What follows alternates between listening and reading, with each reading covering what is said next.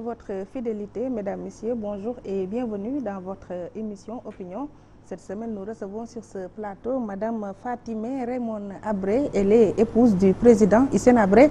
Bonjour et bienvenue, Madame Abré. Salam alaikum et merci de l'invitation, Ndeye Fatou. Merci. Oui, alors salam alaikum, ça prouve que maintenant vous parlez le Wolof. Ben non, je ne parle pas encore Wolof parce que vraiment j'ai tout fait pour apprendre le Wolof. Tout fait, billahi les vraiment, j'ai tout fait. Croyez-moi que ça m'aurait beaucoup aidé. Oui. Et comme les Sénégalais, ils sont très très forts en langue, ils croient que tout le monde est fort en langue. Oui. Et le Wolof est une langue difficile, j'apprends, j'ai fait toutes les techniques possibles, les professeurs, les ceci, s'ils me voient, ils le savent. Donc j'ai fait, alors ça marche bien, pendant un moment je maîtrise tout, je commence et puis après, les 1001 problèmes font que j'oublie encore tout. Et c'est un éternel recommencement. Mais vraiment, c'est quelque chose que vraiment que je souhaite vraiment acquérir et pour pouvoir vraiment d'ailleurs m'exprimer, Inch'Allah, avec vous. Comme ça, on va vous recevoir dans d'autres émissions. Ah oui, absolument, vraiment. Ce serait avec un grand plaisir. Et croyez-moi, je m'y attelle. Le jour où on aura un peu moins de problèmes, peut-être que ça va rester dans la tête. D'accord, donc on aura l'occasion de faire d'autres émissions. Inch'Allah. Inch'Allah. Alors, très rapidement, Fatimé Raymond Abré, vous êtes juriste de formation. Depuis l'arrestation du président Hissène Habré, vous êtes coordonnatrice du pôle de défense et communication en charge de cette affaire et puis mère de 6 enfants. Vous êtes écrivaine et auteure du livre Afrique debout. Est-ce l'essentiel pour vous introduire? Oui, c'est déjà beaucoup. Merci, c'est déjà beaucoup effectivement. Je suis, depuis l'arrestation du président, effectivement, on a vu que vraiment nous étions dans une espèce de spirale et armes inégales et face à tout ce qui était mobilisé contre nous et que les avocats, c'était pas suffisant. Il fallait vraiment que moi-même je descende dans cette arène-là pour aussi leur apporter un peu de soutien. Oui, qu'est-ce que vous avez trouvé dans cette arène? Hein? Après la descente, dans cette arène, elle est féroce, elle est féroce, elle est inhumaine et je ne reconnais pas des Africains faisant des choses pareilles. Ah oui. Oui, c'est beaucoup de déception. Ce qui fait que bien que je m'intéresse beaucoup à la politique et que je la commente à travers mes chroniques et dans ces livres, ça ne m'attire pas du tout de faire de la politique si c'est pour la faire comme ça. En tant qu'ancienne épouse d'un président? Oui, tout à fait. Vous avez côtoyé de près la avec le président Hissène Habré. Oui, tout à fait. Même, il devrait vous séduire. Non, pas forcément. Donc je veux dire, effectivement, dans le cadre de l'exercice du pouvoir, et puis aussi dans le cadre aujourd'hui, ça fait 29 ans qu'on est au Sénégal, et dans le cadre de cette affaire que j'ai vue, et donc, bien sûr, ça me passionne la politique, mais seulement en tant qu'observatrice, analyste des faits politiques, comme je le fais parfois dans mes chroniques quand j'ai un peu de temps. Oui, dans Dakar Times. Voilà, mais vraiment, faire de la politique, bien sûr, beaucoup de gens dans mon entourage, quand on discute même, ne croient pas. Ils disent, non, non, non, madame, vous êtes intéressée vraiment par la politique. Je dis non, pas du tout. Pas pour la faire en tout cas. Donc vous n'allez jamais être actrice dans la scène politique? Non, non, pas du tout. Non, non, non, non, non. Ça vraiment, ça m'intéresse pas du tout. Commenter la politique, oui, avec une plume parfois un peu acerbe, d'accord, mais voilà, mais pas la faire. Voilà, juste ça. Oui, observatrice, juste. Observatrice, analyste. Analyste. Voilà. D'accord. Alors, vous êtes écrivaine, auteur du livre Afrique debout. Pourquoi Afrique debout? Afrique debout, parce que je pense que les Africains doivent être des hommes debout. La position debout, c'est la position de combat. C'est la position de combat. On ne peut pas combattre à genoux ni à... combat pour le développement, combat pour leur continent, combat pour prendre conscience des enjeux géostratégiques, économiques, politiques dans ce continent qui fait face aujourd'hui à beaucoup d'enjeux que parfois les gens ne maîtrisent pas. Et donc la guerre est revenue sur le continent africain à cause des enjeux, à cause d'une certaine politique du chaos qu'on voit s'installer. Et donc je dis oui, il faut être une jeunesse debout, consciente, éveillée, et c'est notre mission, chacun a une mission, soit il participe à l'éveil de la jeunesse africaine, soit il l'a trahi. Donc moi je suis dans le combat de l'éveil de la jeunesse africaine. De la jeunesse africaine. Quelles sont les causes qui vous ont amené à écrire cet ouvrage? Bon, vous savez, quand on écrit quelque chose, c'est qu'on a toujours, il y a quelque chose. Au fond de vous, il y a, et je pense que cette affaire Hissène Habré, et donc nous avons tellement souffert, et en voyant aussi l'état de connaissance des choses. Et vous savez, dans l'élite africaine, il y a parfois, il y a ceux qui connaissent bien les choses, mais qui vont les dire seulement dans les salons, dans vos salons, et qui vont se taire et qui ne vont pas participer à dire aussi ce qui ne va pas. Et dans l'ensemble de ces chroniques, sur plein de sujets d'actualité, je dis ce qui ne va pas du côté de nos élites africaines, mais je dis aussi ce qui ne va pas aussi par rapport à ceux qui nous dominent, par rapport aux puissances occidentales qui sont sur le continent. Oui. Voilà. Et quel est votre regard sur l'Union africaine, le fonctionnement surtout de l'Union africaine? L'Union africaine, cette instance continentale sur laquelle... écoutez, l'Union africaine, elle a beaucoup déçu les gens. Elle a beaucoup déçu les gens parce que, d'abord, vous savez que l'Union africaine était sous la coupe avant de Gaddafi, qui assurait 70% de son budget de fonctionnement.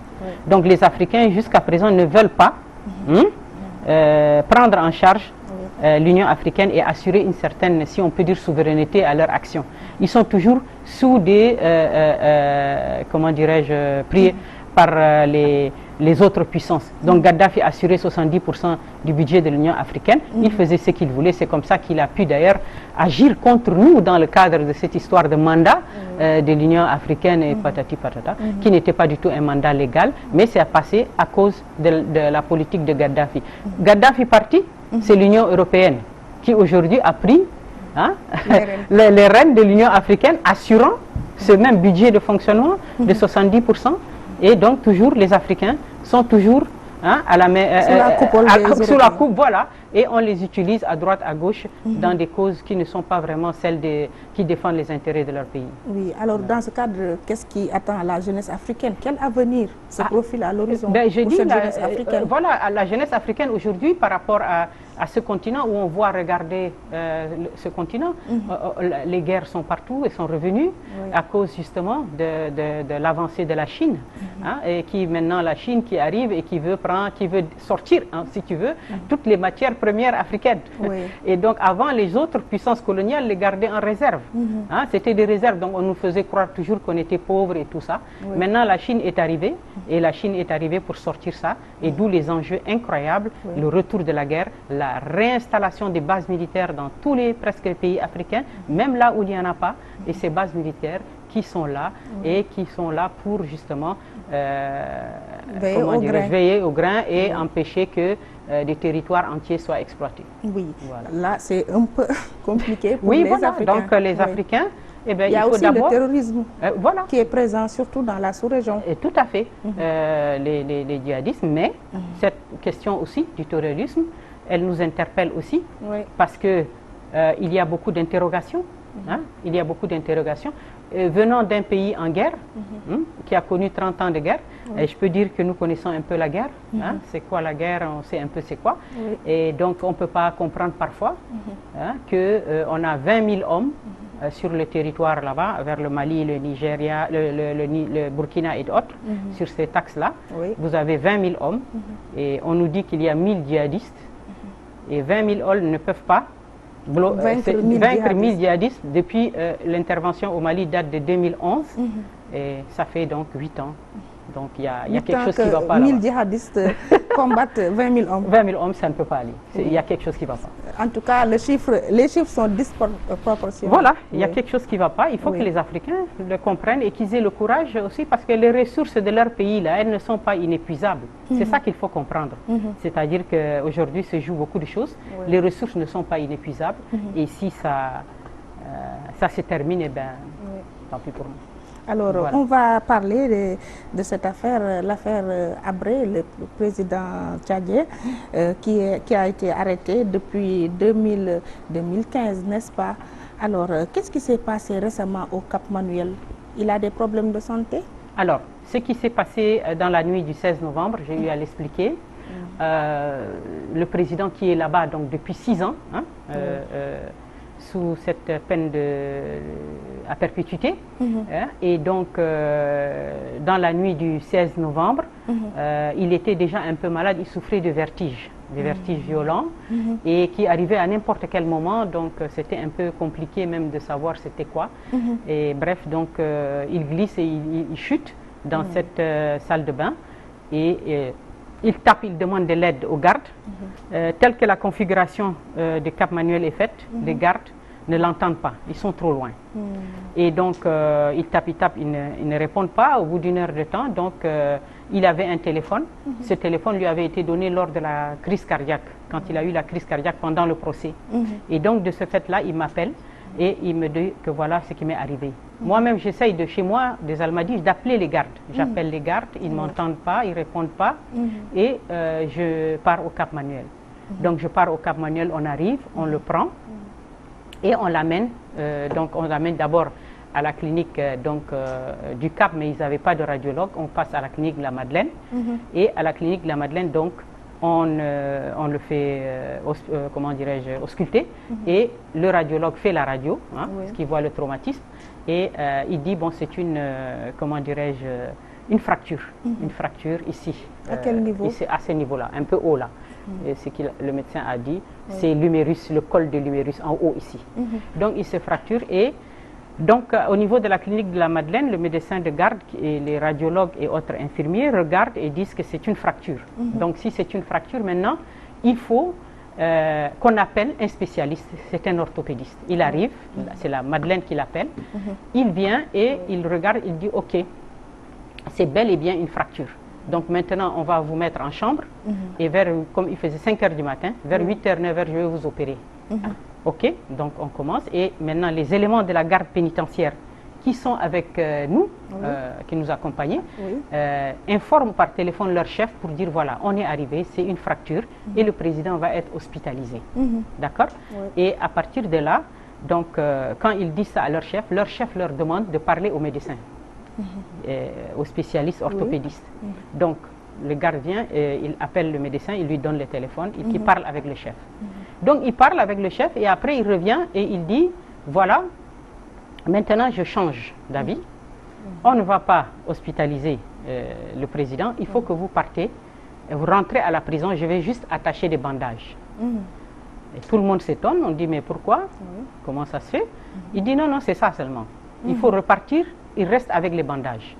Voilà, tout le monde a dit cette fracture. Spécialiste. Oui, spécialiste orthopédiste, c'est lui-même qui dit ça. Après un coup de fil, il change d'avis. Voilà, tout à fait. Il change d'avis à la consternation de tout le monde dans la clinique. Il refuse catégoriquement, il dit que voilà, il faut partir à la prison. Donc nous, on lui dit, bon, moi je lui dis, docteur. Et il dit, il faut revenir lundi. Donc je dis, regardez, cette nuit-là, tellement on a été secoués. On a transporté le président même sans savoir comment transporter un homme blessé, puis ce n'était pas une ambulance, nous ne sommes pas des professionnels. On l'a mis comme ça avec les gardes dans la voiture. Donc vraiment, on l'a secoué. Est-ce qu'il ne peut pas se reposer en observation 48 heures comme on est déjà samedi, 6 h presque du matin, vous venez le voir lundi pour voir un peu ce que vous allez dire en définitive. Il a dit jamais, il ne reste pas ici. Il faut qu'il parte. À la prison. Donc, il faut qu'il parte à la prison et il s'en va lui, il s'en va. Donc nous, je pars à l'accueil pour payer sa consultation, pour payer la radio, pour payer le bandage là. Et donc tout le monde est étonné. Et moi je dis vraiment, j'ai jamais vu une chose pareille. Et tout le monde dit oui, parce qu'il n'a pas arrêté ici de parler au téléphone de buzz. Que Hissène Habré est déjà malade, on dit qu'il est malade. Si encore on l'hospitalise, ça va faire le buzz. Donc, il l'a ramené à la prison pour éviter le buzz. Vous vous rendez compte? C'est ça qu'on vit. Et donc, après, on rentre. Ça, même jusqu'à présent, même, il n'y a pas trop de... Moi, j'en fais pas un grave problème. Donc, on rentre à la prison et je laisse le président se reposer. On lui donne un cachet, un Doliprane. Et je lui dis, bon, je vais repartir voir nos médecins. Parce que ce qu'il faut bien comprendre, c'est que la santé du président, depuis 6 ans, depuis qu'on est arrivé, on l'a mis au Cap, c'est eux-mêmes qui nous ont dit, c'est à vous de tout gérer. C'est à vous, madame, de vous occuper de la santé du président. Donc, quand il est malade, je vais chercher les bulletins de rendez-vous. Je reviens, je leur donne. Ils vont l'amener aux soins. ils reviennent, moi j'achète l'ordonnance et on fait le suivi, et ainsi de suite. Depuis 6 ans. Depuis 6 ans. C'est eux-mêmes qui ont dit que nous n'avons aucun budget ici à assurer pour le président, c'est à vous de tout gérer. Donc même la santé, depuis 6 ans, même je pourrais dire même quelque chose d'encore plus important, c'est-à-dire, vous savez, pendant le procès là, il a eu une crise cardiaque, c'est-à-dire c'était pendant le procès même. Mais personne ne l'a soigné. Qui l'a soigné? Les chambres africaines? Jamais de la vie. C'est nous qui avons soigné tout. Il souffrait de cette maladie? Non, il l'a eu à cause des brutalités, à cause des choses invraisemblables qui se sont passées, ce torrent d'insultes, de ceci, cela, cette brutalité, cette maltraitance qu'il a subie pendant le procès, c'est ça qui a créé la crise cardiaque. Donc la crise cardiaque qui a eu lieu pendant le procès même, personne ne s'en est occupé. C'est nous-mêmes qui avons tout géré. Hein? C'est non-assistance à mais c'est clair. Donc c'est clair, vous voyez.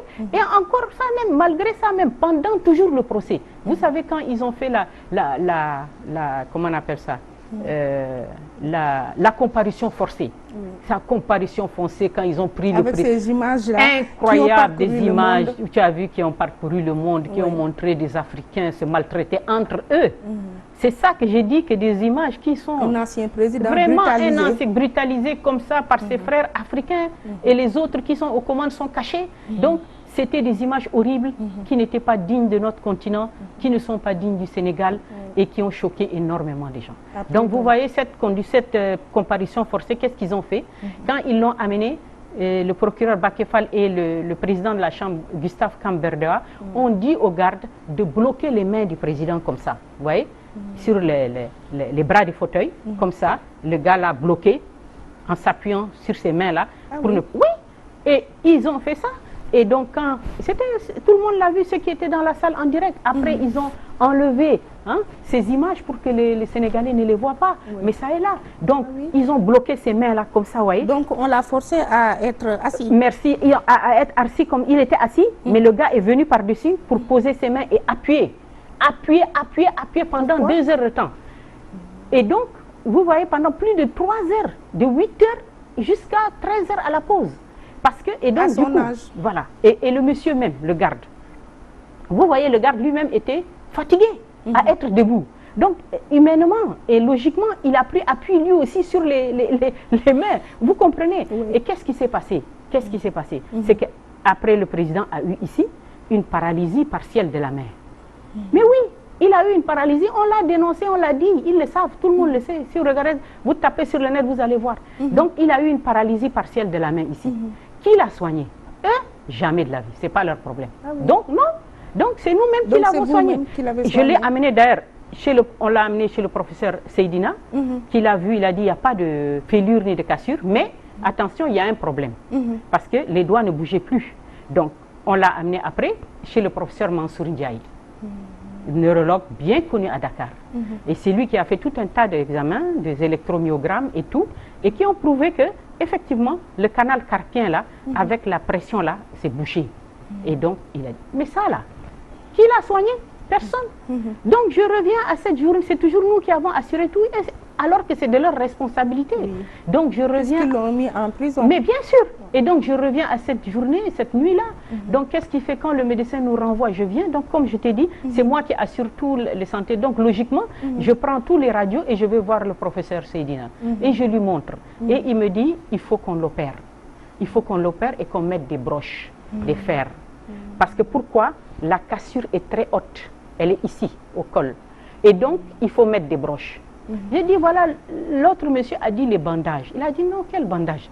Si on fait des... D'abord, il n'y a plus de bandages. Maintenant, on ne soigne plus les cassures. Même au village, les gens mettent des plâtres. Ou bien, on met des plâtres.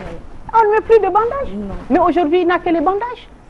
Vous vous rendez présent? Mais oui, des bandages. Et de mi-novembre à début décembre. Voilà, ça fait 20 jours, du 16 novembre jusqu'à aujourd'hui, il n'a que les bandages. Et cette main-là. Et donc, la fracture, tout le monde sait ce que c'est. Actuellement, sa main ici, la paume, est gonflée comme ça, intérieur, extérieur, les doigts. Donc, il a la main enflée? Absolument. La main est complètement enflée. Tout le monde le voit. Même elle, la directrice du CAP, elle vient, elle regarde. Et donc, en fait, si vous voulez, le drame de cette affaire dans laquelle on est, c'est que eux, ils disent qu'eux, ils ont choisi le traitement par bandage là seulement. Si vous ne voulez pas le traitement par bandage, on ne vous amène pas vous faire opérer.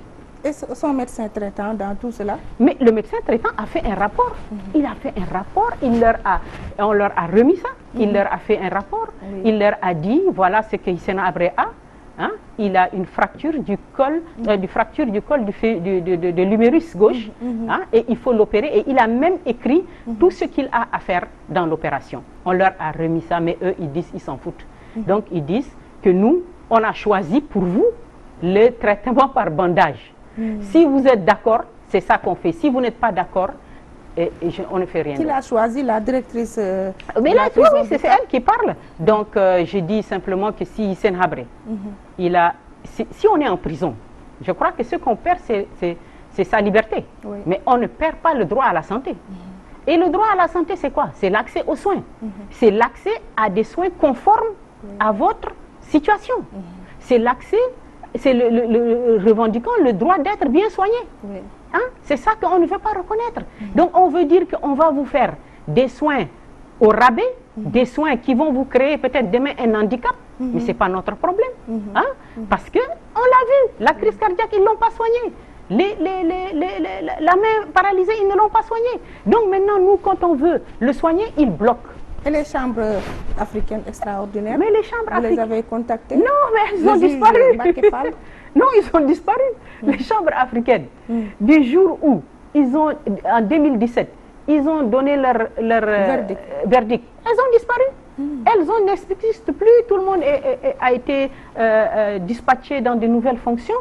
Hein? Les chambres africaines n'existent plus du tout. Donc vous n'avez plus d'interlocuteur dans cette affaire? Voilà, très bien. C'est ça qui revient à nous dire. Que dit le statut des chambres africaines, notamment en ce qui concerne les conditions de détention du président? Absolument rien. Il n'y a pas une ligne dessus. Il y a un vide juridique. Il n'y a rien.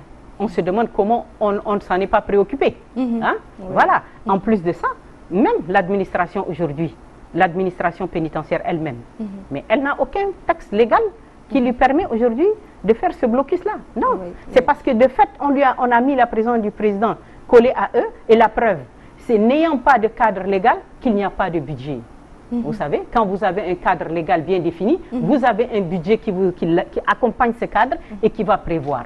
Et quand nous, on est arrivé dans cette prison, on m'a dit, madame, nous on garde que les murs, c'est leur expression, les murs. Maintenant, tout ce qui est... les personnes? Les murs, et voilà, c'est-à-dire quand ils disent les murs, ça veut dire on garde la prison, on le garde lui en tant que tel, on transporte. Maintenant, le reste, c'est à vous. Vous l'assurez. Donc, on l'a assuré. On l'a assuré. Parce que pourquoi? Mais on ne va pas... Quand vous avez vu comment les gens ont traité le président, comment ils l'ont malmené, comment ils ont... c'était pas des juges, c'était pas une justice, c'était la volonté de détruire quelqu'un. Et qui fait le bandage présentement? Le bandage, il y a un suivi pour ce bandage? Oui, le bandage, il est là. Il est attaché comme ça. Vous voyez, c'est des espèces même avec une plaie chaque 2 ou 3 jours. Voilà. Donc là, on ne peut pas c'est-à-dire que si on le réajuste simplement, on le réajuste. C'est pas... il n'a ni à refaire intégralement ni rien. Voilà. Et donc... et qui le fait? Lui-même, il le fait parfois. Nous-mêmes, cela, parfois, il y a un infirmier qui vient, l'infirmier vient et le resserre. Voilà. L'infirmier vient et le resserre. Maintenant, pour la main, vraiment, la main même, ça fait 5 jours, la main est enflée. Moi-même, j'ai eu, tu sais, de manière traditionnelle, parfois on dit, quand il y a des œdèmes, on prend de l'eau avec un peu de sel, de l'eau chaude un peu, et puis on fait des pansements. C'est ça que quand je pars, je fais ça.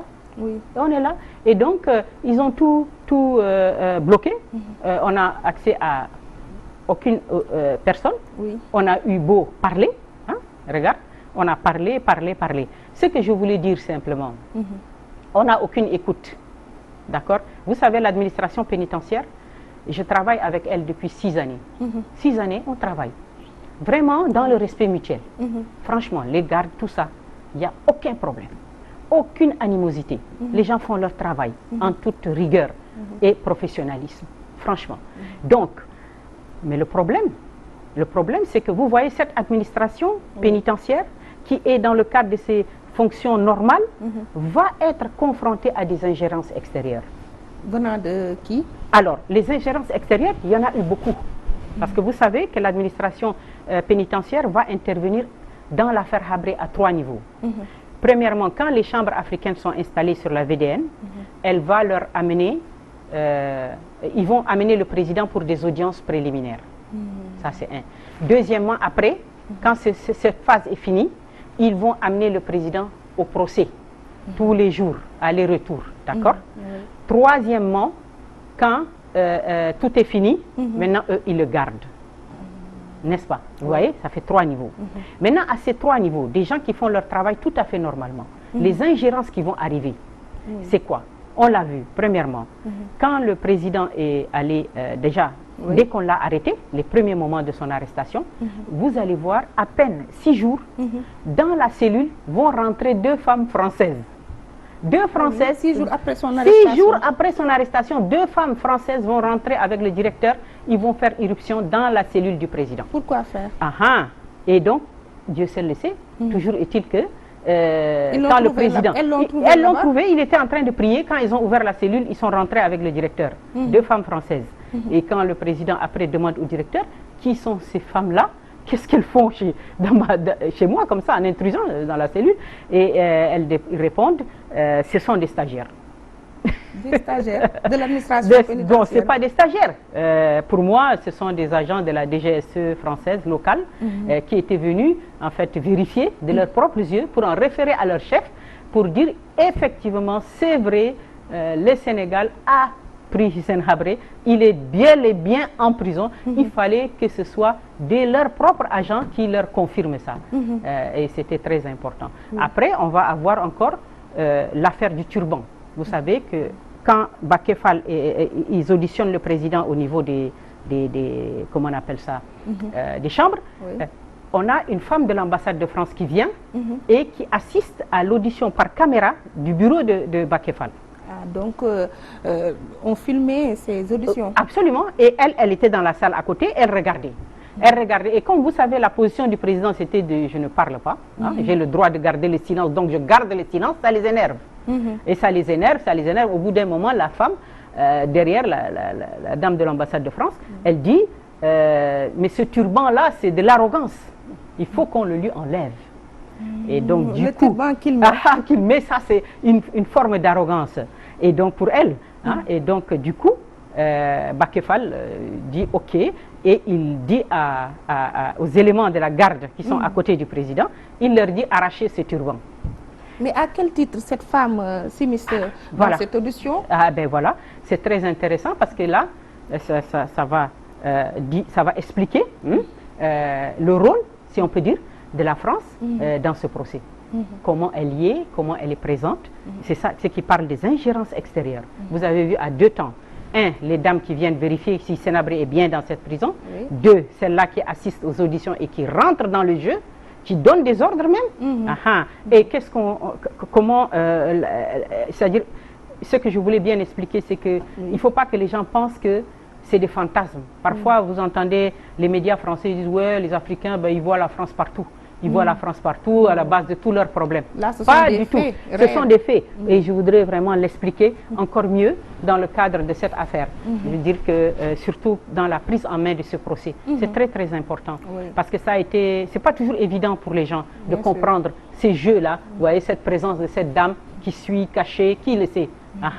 Donc, la France s'est signalée très tôt dans cette affaire, Hissène Habré. Déjà, elle a eu ce problème avec le président dans l'administration de l'État tchadien, c'est-à-dire elle a été confrontée à 2 problèmes. 1, la partition du Tchad qu'elle avait conclue avec Gaddafi en échange de contrats commerciaux. Et deuxièmement, la question du pétrole, puisque le président avait disqualifié Elf du pétrole tchadien au profit des sociétés américaines.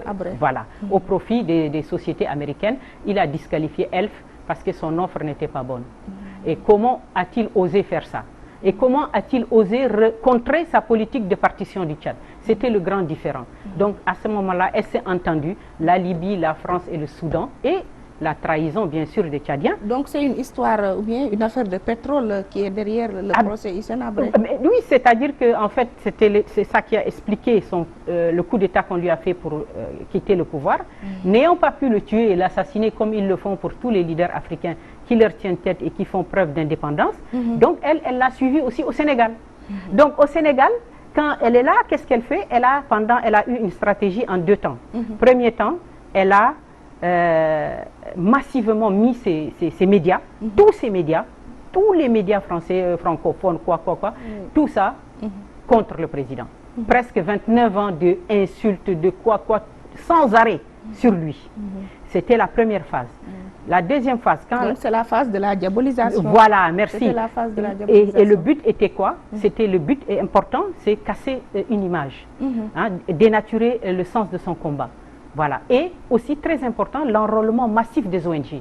L'enrôlement massif des ONG et de tous les gens qui gravitent autour de leur système.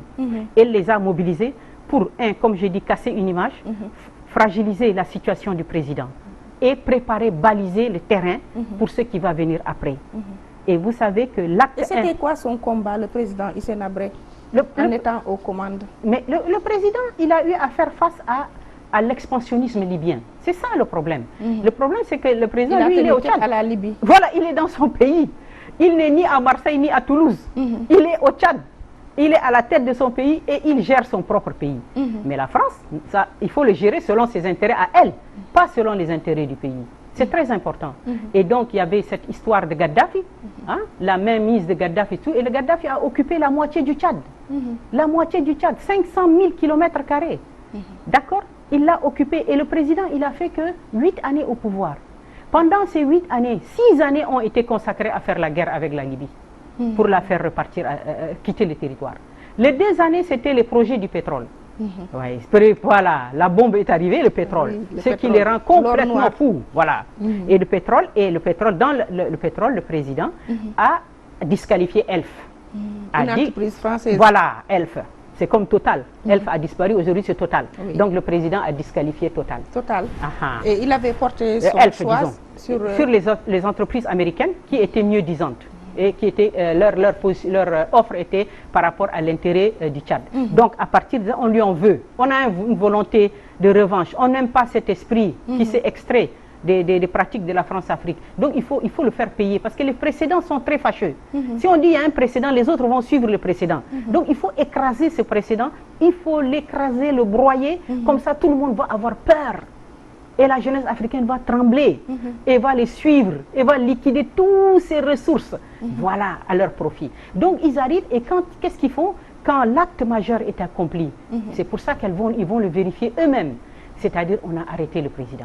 Là, pour eux, c'est bon, on y est. Maintenant, on va enlever nos masques. Tous nos masques, on va les jeter. Mais pour ça, maintenant, deuxième gros problème, l'argent. Qui va financer? Est-ce que vous croyez que les contribuables français vont financer 1 franc ici, dans le procès Habré? Jamais de la vie. Donc, qui va financer? Donc, c'est Idriss Déby, qui a les revenus pétroliers, qu'il gaspille comme il veut, et il peut les amener ici dans l'affaire Habré ce que vous. Mais Idriss Déby, donc qu'est-ce qu'ils vont faire les Français? Ils vont se retourner vers Idriss Déby. Et ils vont lui dire, voilà, maintenant tu as vu, Hissène Habré est arrêté. On l'a vérifié. C'est bon. Maintenant, il faut y aller. Il faut décaisser rapidement. Alors, Idriss Déby va dire, moi, je n'ai pas confiance au Sénégal. Je ne fais pas confiance au Sénégal. Idriss Déby. Idriss Déby. Il dit, je ne fais pas confiance. Ils vont nous dribbler. Ils vont nous dribbler, ils vont dire, voilà, faute de procédure ou bien preuve, non, il n'y a pas de preuve, Hissène Habré a quitté. C'est ça ce qu'ils vont nous faire, les Sénégalais. C'est ce que Idriss Déby dit aux Français. Et les Français lui disent, non, non, non, non, ne t'inquiète même pas. Nous, on est là et on va être aux commandes de ce procès jusqu'à le mener à terme et jusqu'à lui donner la peine que nous avons prévue. Et Idriss Déby dit aux Français, si c'est ça, je suis d'accord, je décaisse. Et alors, Idriss Déby va décaisser. Et maintenant, qu'est-ce qu'ils vont... Combien d'argent? Nous, on sait à peu près qu'ils ont donné presque 18 milliards. Dans le procès Habré? Non, pas forcément. Dans les à côté, par exemple, vous voyez, par exemple, pour préparer le terrain, toujours convaincre les gens à avancer, on sait qu'Idriss Déby a donné 2 milliards même pour le FESMAN. Ah oui, le FESMAN organisé au Sénégal. Oui, c'est pour te dire, c'est pour baliser les terrains. Ah, tu vois, non? Donc, les Français, qu'est-ce qu'ils vont faire? Ils vont automatiquement dire, très bien, maintenant, l'argent est là, Hissène Habré est en prison, à nous de jouer. Et ils disent à Idriss Déby, toute cette façade que tu vois des chambres africaines, tous ces magistrats qui sont là, ça c'est une simple façade. C'est la façade africaine. Mais nous, on est derrière. Nous allons prendre les choses en main. Qu'est-ce qu'ils vont faire? Ils vont positionner 13 juristes français. 13 juristes français vont être positionnés pour travailler auprès des chambres africaines. Ils vont faire tout le travail. Ah oui? Ah oui? On a même donné officiellement leur nom. Actuellement, la liste, elle est là. Donc, ils vont positionner ces juristes. Ils vont positionner encore, si vous voyez sur YouTube, vous allez voir 2 femmes, l'assistante à côté de Baké Fall, Madame Élise Legal, et l'autre, Solange, je ne sais plus qui, elle est à côté du président juge Gustave Berdoa. Et qu'est-ce qu'elles vont faire, ces dames-là? Et sans compter 2 autres. C'est elles qui font le travail quotidien, tous les jours. Elles préparent les audiences, elles leur envoient simplement. Elles voient, elles sélectionnent, elles travaillent avec leur staff. Qui on va faire passer aujourd'hui, qui on va faire ceci, cela. Donc c'est la France qui a piloté le procès? Absolument, de A à Z, de tel point que ils ont fait ça pour pouvoir être sûrs et certains qu'à tout moment, dans toute la chaîne de ce procès-là, ils savent qu'est-ce qui a été écrit, qu'est-ce qui a été changé, parce que c'est eux qui le font. Vous voyez, c'est ça ce qu'ils ont fait pendant tout ce temps-là. Et la dame qui était à côté de Baké Fall, Madame Élise Legal, qui était à côté de Baké Fall, il s'est baladé avec elle dans toutes les universités au Sénégal. Il est parti à Saint-Louis, il est parti pour dire et faire la propagande des chambres africaines, pour dire que voilà, c'est quelque chose de magnifique qui arrive, exemple pour l'Afrique, etc. Cette dame-là, quand le procès est terminé, elle est partie en France et dans une émission à France Culture, et nous avons même l'audio, et qu'on a diffusé même sur nos sites. Qu'est-ce qu'elle a dit? Elle a dit, ce qu'elle a dit, elle a dit, moi, la blanche, je revendique être venue sur le continent pour juger Hissène Habré, l'Africain. On a l'audio. Oui. Vous vous rendez compte? Ça, ce sont des gens qui étaient, une femme qui était à droite de Baké Fall et avec qui il a fait tout le tour des universités sénégalaises pour dire, regardez l'esprit qu'elle avait. Donc c'est ça, c'est ce que la France a fait dans ce procès-là. Elle l'a conduit de A à Z. Donc c'était le colon qui était revenu. Absolument. C'est clair et net, en tout cas. Mais maintenant, après, à l'issue de ce procès, moi je me demande d'où viennent ces victimes belges que la France est venue nous présenter, parce que si c'est la France qui a piloté ce procès. Non, c'est-à-dire qu'en fait, quand les gens qui sont venus, oui, il n'y a pas de Belges. Une vingtaine de familles. Non, il n'y a pas de Belges. Il n'y a aucun Belge. C'est-à-dire que vous savez, la question de la Belgique, c'était par rapport à quand la Cour de cassation ici au Sénégal, quand la Cour de cassation a dit que on ne peut pas juger Hissène Habré ici au Sénégal, en l'état actuel de la législation, parce que la Convention de New York n'avait pas été intégrée dans le dispositif législatif. Donc, Abdoulaye Wade, quand il est parti à Bruxelles, dans une interview dans le journal La Croix, Abdoulaye Wade a dit, bon, si au Sénégal, la plus haute juridiction a dit que vous ne pouvez pas juger Hissène Habré, donc, ça veut dire que le Sénégal est un état de droit, donc il respecte les décisions de sa justice. Maintenant, c'est à vous de voir si vous pouvez me faire déposer une demande d'extradition. Il n'y a pas de problème. On le reprend, on lui dit, vous allez accepter? Il dit, oui, déposez, on verra. Mais le problème, donc vous voyez, donc c'est pour ça que ils ont donné la nationalité belge à des Tchadiens. Il n'y a pas de Belges. C'est des Tchadiens qui sont des immigrés qui sont là-bas, à qui on a donné la nationalité belge pour pouvoir agir. D'accord, pour les présenter comme des Belges pur souche, alors que ce sont des Tchadiens. Tout à fait. D'accord. Alors, maintenant, quelles sont les conditions de détention du président Habré après le verdict? Comme je vous l'ai dit, les conditions de détention, c'est que, bon, comme ils ont dit, et on le répète, l'absence de cadre légal. Il n'y a aucun cadre légal qui gère les conditions. Il n'y en a pas, il n'y a pas de budget. D'accord? Maintenant, nous, on nous a dit, madame, voici la prison, regardez-la, vous devez tout assurer. On a dit d'accord. Donc, on a regardé le mobilier. C'était un mobilier assez sommaire. Le lit était un lit, le lit du président était un lit en fer, avec une barre de fer au milieu. Et un tout petit matelas comme ça. Donc on a dit vraiment ça ne peut pas aller. Donc on nous a permis de changer le mobilier, de mettre quelque chose Avec vos propres fonds. Absolument. Donc on a mis ça. Vous savez que la situation au Cap Manuel aussi, il n'y a pas d'eau.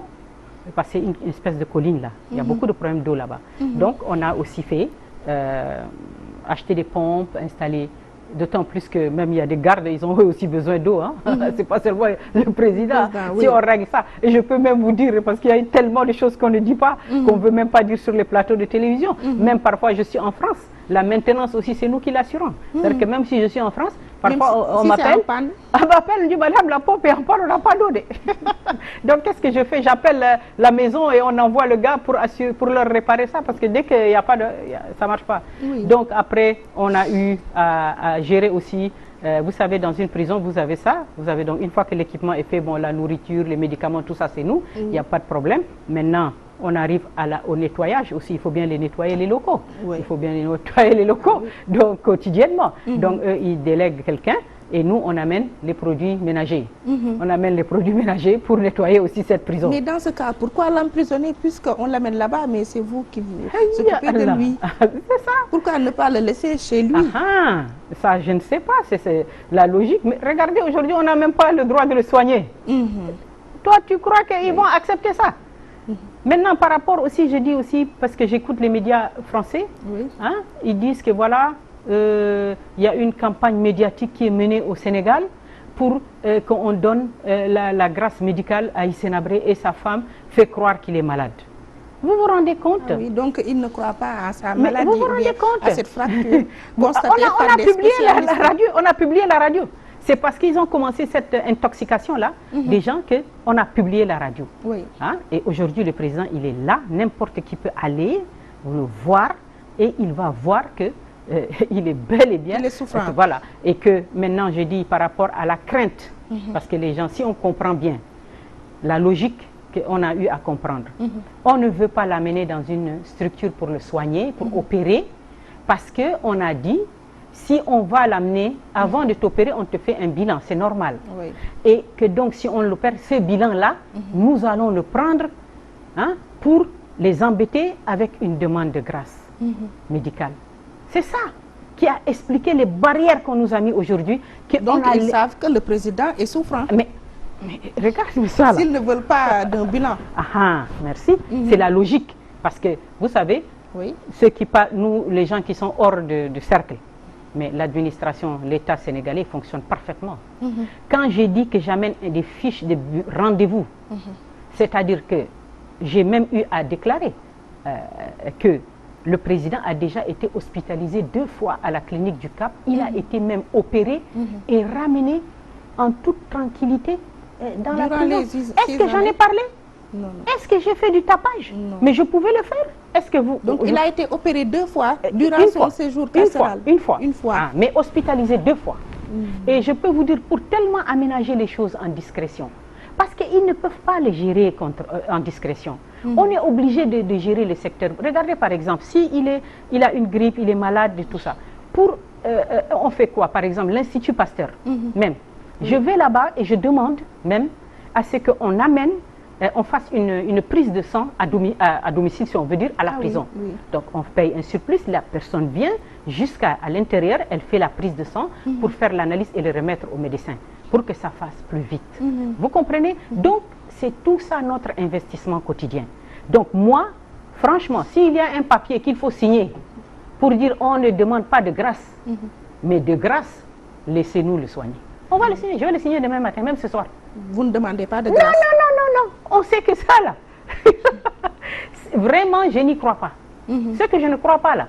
Non, mais on sait, regardez aujourd'hui, si on ne veut pas nous le laisser se soigner parce qu'on a peur simplement d'une demande, parce qu'ils savent très bien. Mais avez-vous interpellé l'État du Sénégal ou bien les autorités sénégalaises? Mais les autorités sénégalaises... À travers le ministre de la Justice. Bon, vous savez, moi, j'ai dit, je voulais, en fait, c'est que la façon dont nous avons géré les choses, on gère d'abord avec les premières autorités avec qui on a affaire. La directrice, l'administration pénitentiaire, d'accord? Quand eux, ils ont fermé et cloisonné. Aujourd'hui, ce qu'ils disent, ce que tout le monde dit, c'est quoi? On a reçu des instructions. Des instructions. Mais d'où viennent ces instructions? Je ne sais pas. Donc, les gardes pénitentiaires. Pas forcément les gardes. Pas du tout, mais les gens, ils disent que aujourd'hui, vous savez, ce qu'ils sont en train de faire là n'a aucune base légale. Il n'a aucune base légale. Quand le blocage est pire que le blocage, c'est pas seulement le blocage, c'est imposer un type de soins au rabais, non conforme à ta santé. Dire qu'on te soigne seulement avec les bandages. C'est ça que tu veux. Si tu ne veux pas ça, eh bien, tu ne seras pas soigné. Tu restes. Donc, on lui impose. Voilà, l'usure. Oui, c'est l'usure. C'est ça qu'on a dit, l'usure dans le communiqué. On a dit c'est quelque chose de grave. Parce que, en fait, on te dit tu vas rester. Maintenant, tu as la main qui gonfle et on va voir. Est-ce que tu vas tenir? Mais vous vous rendez compte?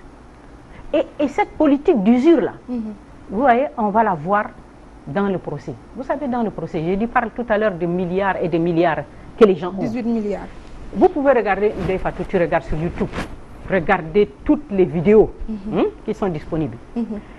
On a des gens, tous les magistrats des chambres africaines, ils ont leur bouteille d'eau devant eux, chacun. Les témoins qui viennent du Tchad, ils ont leur bouteille d'eau devant. Et vous voyez, le président, de 8h à 16h, on n'a même pas été foutu de lui donner une seule bouteille d'eau devant lui. Ils avaient un budget de plus de 8 milliards. Pour te dire que ce n'est pas un oubli, parce que regarde, eux, à midi, ils ont les traiteurs, ils ont même commandé des traiteurs pour leur livrer la bouffe. Ils ont même pensé aux gardes en leur donnant des sandwichs. Ils ont même pensé aux journalistes qui étaient avec le consortium, sous contrat, avec les chambres africaines. Les médias étrangers qui étaient venus? Non, les médias étrangers sont tous partis depuis la cérémonie d'ouverture quand il y a eu ces images-là. Ils ont dit, ah non, ça c'est la jungle africaine, on ne reste plus, on ne va pas dépenser notre argent pour payer des meublés, on s'en va. Ils sont partis tous. Avant, ils étaient arrivés, toute la mafia de la justice pénale internationale, ils sont tous arrivés. Et quand il y a eu ce clash à la cérémonie d'ouverture, ils ont dit, non, c'est fini, lui, il ne va plus parler. Il ne va pas parler, donc ce n'est pas un procès normal, donc nous on s'en va. On ne va pas payer des meublés, des journalistes, des per diem pendant combien de 1 an, 2 ans. Donc on s'en va. Donc regardez, donc ils pensent à donner des tickets de restaurant aux journalistes qui sont sous contrat avec eux. On donne aux témoins qui viennent du Tchad des bouteilles d'eau. On donne tous les magistrats, vous les regardez sur YouTube, ils ont leur bouteille d'eau. Et vous avez le président, il n'a même pas une bouteille d'eau. De 300 francs CFA, ils avaient un budget de 8 milliards. Ça montre le regard qu'ils ont sur lui. Ce n'est pas des juges, c'est des gens qui sont venus pour détruire une personne, pas pour la juger. C'est pour ça que cette politique d'usure-là, comme toi, tu ne parles pas, même si tu as le droit de parler, mais tu nous embêtes avec cette position de silence-là. Donc on va te faire du mal, on va te punir, on va t'user, et c'est cette politique d'usure. Tu ne parles pas, donc tu ne manges pas. Voilà, c'est-à-dire qu'en fait, on ne vous reconnaît même pas le droit, même si la loi vous l'autorise, le droit de vous taire. Ça les énerve, et quand ça les énerve, vous savez, quand quelque chose vous énerve, vous vous excitez, vous insultez. Donc on a eu cette violence verbale incroyable. Tout le monde insulte. Bakefal insulte, tout son staff insulte, les magistrats insultent, les avocats insultent, même les témoins du Tchad là, on leur dit insultez-vous aussi, insultez-le. Donc eux aussi ils insultent. Mais la justice, c'est la recherche de la vérité. C'est enquêter, c'est faire amener des preuves et prouver. Mais ça n'a jamais été dans les chambres africaines. Il y avait quelque chose de malsain dans leur système, c'est-à-dire que vous avez, comment dirais-je, tout le monde était payé par ce budget. Regardez, Fatou, quelque chose d'incroyable. Tous les magistrats sont payés. Les avocats des partis civils sont aussi payés par les chambres africaines. Les avocats des partis civils? Les avocats des partis civils sont aussi payés par les chambres africaines. Et les avocats de la défense commis d'office par cette aussi payés par... Même un des avocats d'office a eu à le dire, nous ne sommes pas les avocats de Hissène Habré, nous sommes les avocats des chambres africaines. Pour défendre Hissène Habré. Ça c'est quoi ça? C'est de la justice ça? C'est pas de la justice. Donc là on a eu affaire à un simulacre de procès. Mais absolument. C'est même pas un procès. Vous savez, quand on a promis, c'est pour ça que j'ai dit que l'État du Sénégal avait promis un procès juste et équitable. Ils ne pouvaient pas le faire. Ils ne pouvaient pas le faire, ils n'ont pas pu le faire. Ils ont présenté un cadre qui leur a permis de broyer le président. Et ça continue aujourd'hui. Dans cette prison, on voit toujours ce qui irrigue cette affaire. C'est quelque chose de très méchant. Et aujourd'hui, on l'a vu. C'est pour ça que je dis que, par exemple, l'Assemblée nationale sénégalaise, Oui. l'Assemblée nationale sénégalaise, moi, je dis que elle ne peut pas se détourner de ce sort, terrible sort qu'on a réservé au président, jusqu'à aujourd'hui lui interdire des soins conformes, des soins normaux. Mais pourquoi? Parce que l'Assemblée nationale du Sénégal a joué un rôle très important dans l'affaire Hissène Habré. Laquelle? Parce que d'abord, on a fait beaucoup de révisions, de réformes législatives pour arriver au procès. Des réformes législatives qui n'étaient pas du tout correctes, qui n'étaient pas du tout, qui étaient en fait, on s'est assis et on a dit, qu'est-ce qu'on peut enlever, qu'est-ce que Hissène Habré peut trouver dans les lois pénales au Sénégal pour se défendre? Pointons-les et enlevons-les. C'est comme ça qu'ils ont fait. C'est comme ça qu'on a... C'est sous le magistère du président Macky ou bien du président ce sont les comités là, de pilotage là, qui sont partout. Ils sont les mêmes qui sont là dans tous les régimes. Et donc, qu'est-ce qu'ils font? Ils disent d'abord, nous, ce que nous faisons, il y a beaucoup d'atteintes à la Constitution sénégalaise. Donc, qu'est-ce qu'on va faire? Il faut qu'on enlève d'abord la saisine individuelle du Conseil constitutionnel. On va l'enlever. Parce qu'ils se sont dit, les gens des Hissène Habré vont saisir le Conseil et il va détruire tout ce qu'on fait. Enlevons-le, ils l'ont enlevé. On a fait la réforme de la Cour d'assises. La Cour d'assises était avec un jury populaire. On l'a enlevé. On a mis des magistrats pour permettre ce qu'on a fait au président. L'Assemblée nationale sénégalaise a ratifié, l'accord de création des chambres africaines avec beaucoup d'imperfections. Et je pourrais dire même que lors des débats à l'Assemblée nationale par rapport à la légalité de cet accord, Feu Ousmane Tanor Dieng avait dit dans les débats, il a dit, M. Robert Dessous est venu signer avec Mme Touré l'accord de création des chambres africaines. Aminata Touré. Oui, mais M. Touré, il était président de la Cour constitutionnelle du Sénégal, il était président de la Cour constitutionnelle du Sénégal et nommé envoyé spécial auprès des chambres africaines. Ça veut dire quoi ça? Et M. Tanor Dieng a dit, il n'est pas donc un fonctionnaire de l'Union africaine et il ne peut pas, à ce titre, engager l'Union africaine en signant des accords internationaux. Et là, on avait une incompétence de l'autorité qui a signé et donc une illégalité de cet accord. Voyez? Donc je dis simplement que l'Assemblée nationale ne peut pas se détourner du sort du président Hissène Habré parce que elle a contribué, on lui a promis un procès juste et équitable et on l'a trompé parce que le procès n'a été ni juste ni équitable. Donc elle a facilité l'organisation du procès. Oui, bien sûr. Oui, donc ça veut dire que, je dis qu'il y a sur le plan éthique, même sur le plan de la responsabilité, en tant que représentant de la nation sénégalaise, surtout quand on sait que le président Hissène Habré n'a absolument rien fait au Sénégal. Vous voyez? Donc quand même, quand on voit, et puis en plus de ça, ce qu'il faut bien comprendre, c'est que nous sommes arrivés dans ce pays. Moi, je suis arrivée avec mes deux enfants il y en avait un qui avait 1 an et l'autre 2 ans. Quand on est arrivé au Sénégal, c'est la pointe de Sangomar, l'avion présidentiel d'Abdou Diouf, qui est allé nous chercher au Cameroun et qui nous a amenés. D'accord? Le président est un ancien... Donc le Sénégal vous a offert l'asile politique. Voilà. Et donc, le président est un ancien chef d'État. Il n'a jamais créé de problème au Sénégal à qui que ce soit. Et c'est la politique et les vicissitudes de la politique, si on peut dire, qui ont fait que, à un moment donné, on l'a utilisé comme une espèce de monnaie d'échange pour arriver. Maintenant, il est en prison, il est malade. Même si on ne croit pas qu'il est malade, ce n'est pas grave.